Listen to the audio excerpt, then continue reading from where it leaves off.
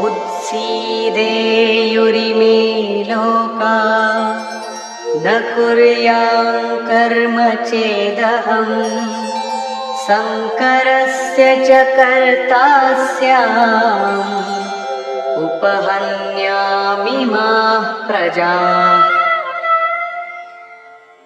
यदि मैं सावधान होकर कर्म न करूं तो ये सब लोग भ्रष्ट हो जाएं और मैं संकरस्य वर्ण संकर का करने वाला हूं तथा इन सारी प्रजा का हनन करने वाला, मारने वाला बनूं।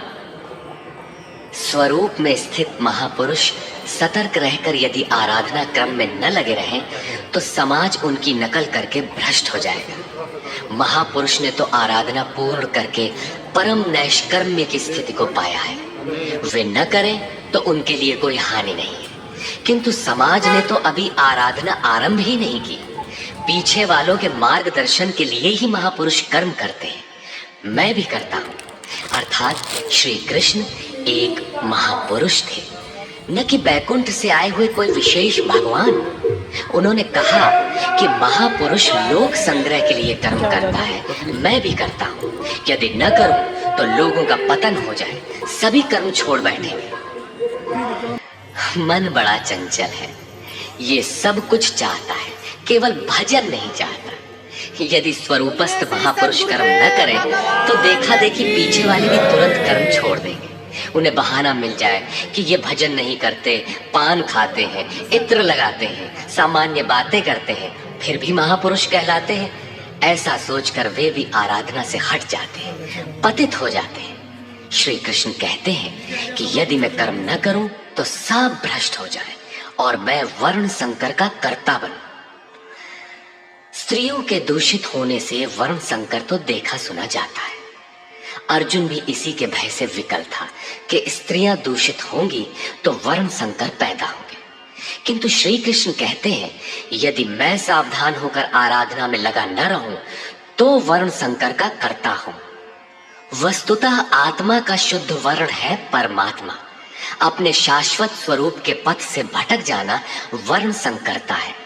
यदि स्वरूपस्थ महापुरुष क्रिया में नहीं बरतता तो लोग उनके अनुकरण में क्रिया रहित हो जाएंगे, आत्म पथ से भटक जाएंगे, वर्ण संकर हो जाएंगे, वे प्रकृति में खो जाएंगे।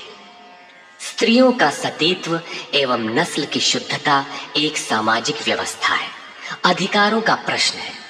समाज के लिए उसकी उपयोगिता भी है, किंतु माता पिता की भूलों का संतान की साधना पर कोई प्रभाव नहीं पड़ता।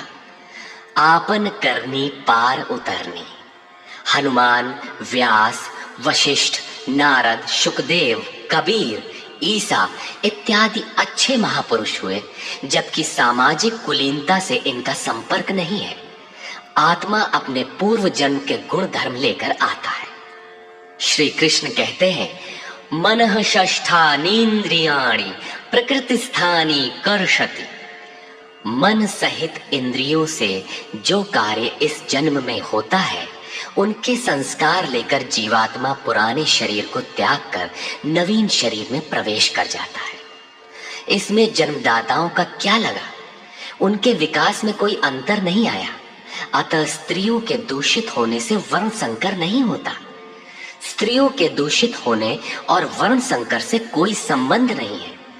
शुद्ध स्वरूप की ओर अग्रसर न होकर प्रकृति में बिखर जाना ही वर्ण संकर है।